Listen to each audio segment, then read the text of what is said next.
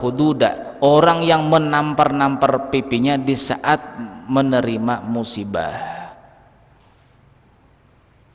Apalagi sampai ngambil obat mau bunuh diri, itu tambah lagi itu. Bukan termasuk golonganku, kata Rasulullah. Jadi di saat emosi inilah sebenarnya ini sudah kita bicarakan, untuk menahan emosi itu dengan cara menarik napas pelan dan menghembuskan napas pelan-pelan, supaya jangan sampai memukul pipi di saat ada musibah. Ini kita ini tidak sabar. Nah, karena napas kita ini adalah kenyataan daripada roh kita. Lah, kenyataan roh kita.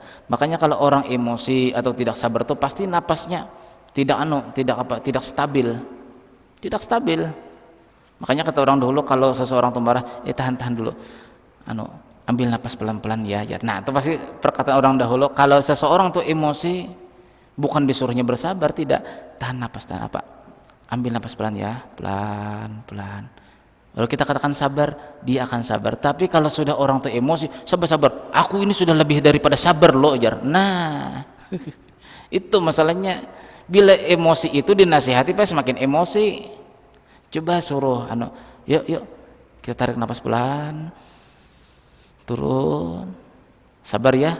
Ya alhamdulillah aku sabar. Nah, itu pertanda bahwasanya inilah di dalam kitab Ma'rifat itu bahwasanya napas kita ini adalah kenyataan daripada roh kita. Makanya itu kalau tidak bisa ngatur napas itu ya itu tadi. Tidak bisa terkendali diri tidak bisa terkendali diri. Aku, kata Rasulullah, laisa minna, aku bukanlah termasuk golongan kami, man darabal hudud, orang yang menampar-nampar pipinya. Apalagi mau bunuh diri. Wasyaqqal juyub, dan dia menyobek-nyobek daripada kantong baju atau lengan baju. Wada'a bidakwati jahiliyah, dan orang yang bersuara dengan suara jahiliyah. Maksudnya ya tadi perkataannya, wahai sandaran hidupku, wahai kemuliaan hidupku. Nah, pujian-pujian kepada si mayit demikian.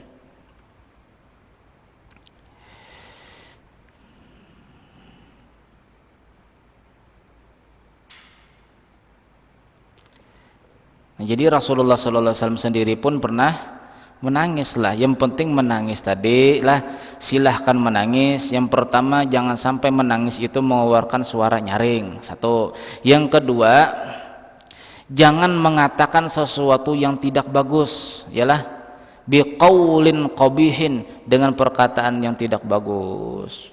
Nak, bapakmu ini meninggal dunia nih, sudah dikasih tahu jangan begini-begini makan kayak di hadapan mayat begitu. Itu haram, hukumnya haram tak?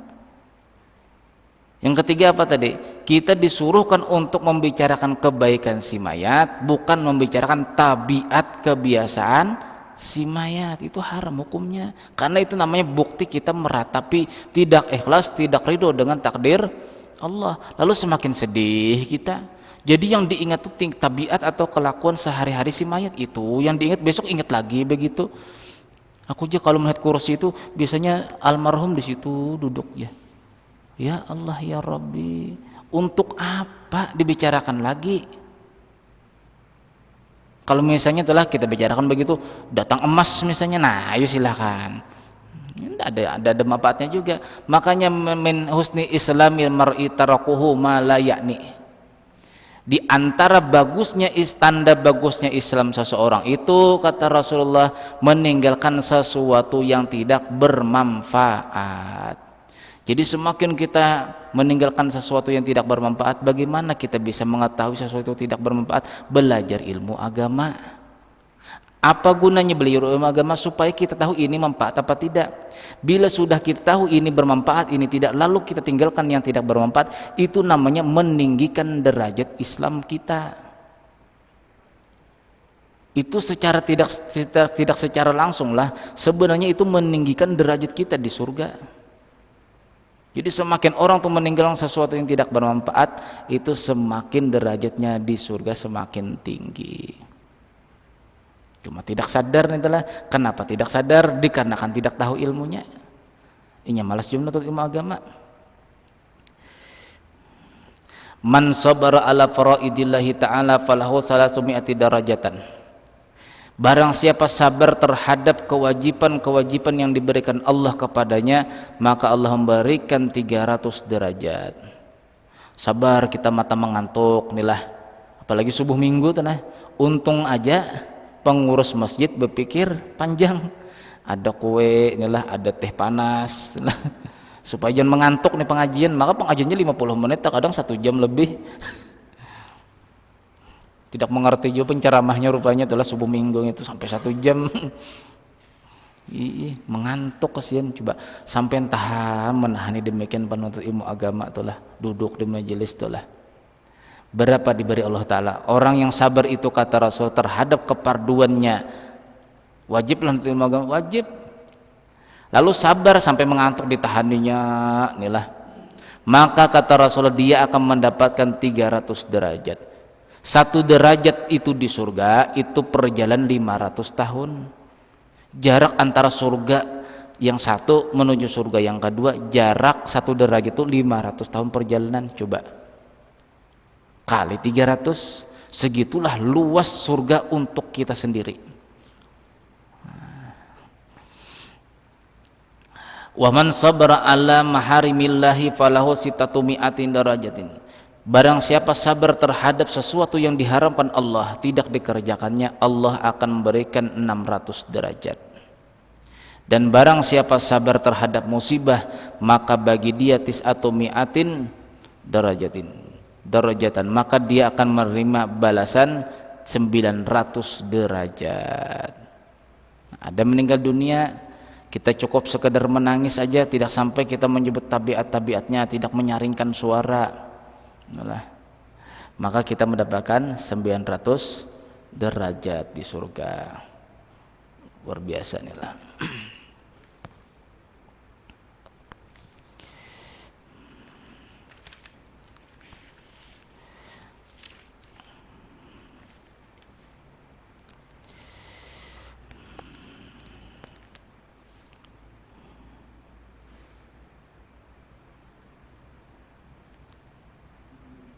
Jadi menangis setelah Rasulullah SAW menangis, lalu ditegur sahabat tadi, sempian dulu melarang untuk menangis ya Rasulullah. Bukan menangis yang itu dimaksud, adalah menangis orang yang meratapi.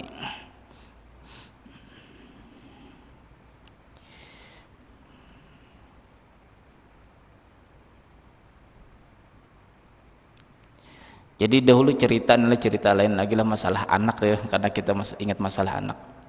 Jadi daripada ada riwayat daripada Abu Abdillah, ada seorang laki-laki datang kepada beliau berkata, wahai anaknya Rasulullah SAW, aku punya anak 8 orang perempuan. 8 perempuan. Tiada aku memiliki anak 1 laki-laki juga pun. Maka tolong doakan aku kepada Allah Ta'ala supaya aku diberikan rezeki anak laki-laki. Nah ini hikmahnya inilah, kita ambil ini ilmu supaya memiliki anak laki-laki. Maka berkata As-Sadiq radhiyallahu anhu, yaitu Ja'far As-Sadiq inilah, apabila engkau hendak berkumpul dengan istri kamu dan duduk engkau seperti duduknya laki-laki daripada perempuan, pahamlah posisinya, maka letakkanlah oleh kamu akan tangan kanan kamu di atas pusarnya di sebelah kanan.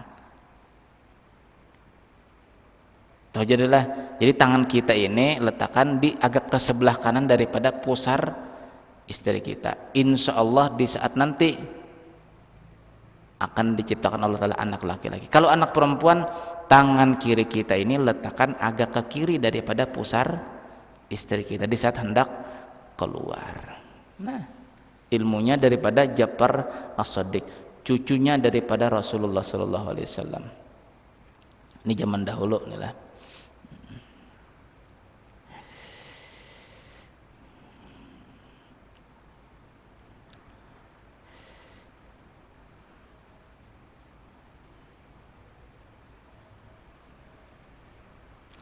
ciumlah olehmu anak-anak kamu, kata Rasulullah, maka bahwasanya bagi kamu dengan setiap kali mencium anak itu 1 derajat di dalam surga, dan jarak antara surga yang satu dengan surga yang lain 1 derajat itu adalah 500 tahun perjalanan. Mencium anak tuh, itu pahalanya 1 derajat di surga.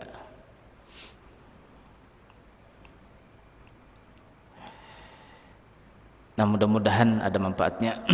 Mudah-mudahan Allah Subhanahu wa taala mengampuni segala dosa zahir dan batin kita, dan mudah-mudahan Allah Subhanahu wa taala memberikan taufik dan hidayah kepada kita bisa mengamalkannya, bisa kita istiqomah dalam menuntut ilmu agama, dan mudah-mudahan dengan berkah kita melaksanakan kewajiban kita menuntut ilmu agama ini, Allah Subhanahu wa taala mewafatkan kita husnul khatimah, dikumpulkan beserta Rasulullah sallallahu alaihi wasallam di padang mahsyar dan di surganya, amin ya rabbal alamin. Al-Fatihah. Bismillahirrahmanirrahim. Alhamdulillahi rabbil alamin. Iyyaka na'budu wa iyyaka nasta'in. Ihdinas shiratal mustaqim. Bismillahirrahmanirrahim. Alhamdulillahi rabbil alamin, wassalatu wassalamu ala asyrafil anbiya'i wal mursalin sayyidina wa maulana Muhammadin wa ala alihi washabihi wa barik wasallim ajma'in. Allahumma ighfir lana ma akhtana wa ma ta'ammadna wa ma asrarna wa ma a'lanna wa ma anta a'lamu bihi minna. Antal muqaddim wa antal muakhir, la ilaha illa anta, rabbana atina fid hasanah wa fil akhirati hasanah wa qina adzabannar. Wa sallallahu ala sayyidina Muhammadin wa ala alihi wasallam. Alhamdulillahi rabbil alamin. Subhanakallahumma wa bihamdika asyhadu an la ilaha illa anta astaghfiruka wa atubu ilaik. Assalamualaikum warahmatullahi wabarakatuh.